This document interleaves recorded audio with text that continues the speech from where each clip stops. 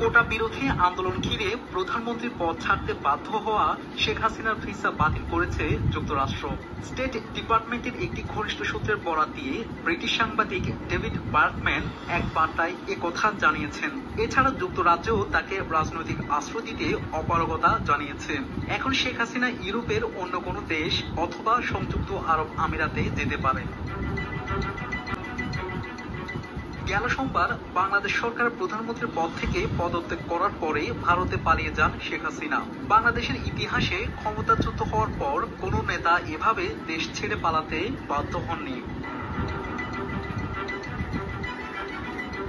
বার্তা সংস্থা এএপি জানিয়েছে, যুক্তরাষ্ট্রের সঙ্গে শেখ হাসিনার বেশ ভালো সম্পর্ক ছিল। তিনি যুক্তরাষ্ট্রের সঙ্গে ইসলামী চরমপন্থা রোধে কাজ করেছেন। এছাড়া মিয়ানমার থেকে আসা প্রায় 10 লাখ রোহিঙ্গাকে আশ্রয় দিয়েছেন। কিন্তু যুক্তরাষ্ট্র তার ক্রমবর্ধমান স্বৈরতান্ত্রিক মনোভাবের সমালোচনা করেছেন।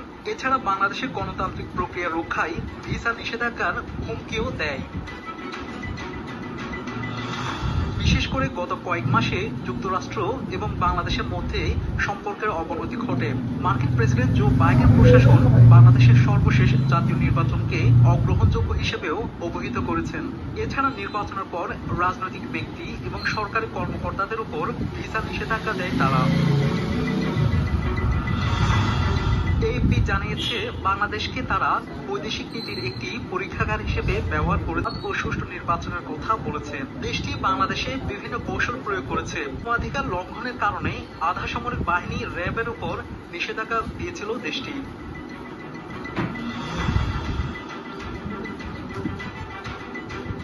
শেখ হাসিনা যুক্তরাষ্ট্রের মানবাধিকার নিয়ে সমালোচনা করেছেন।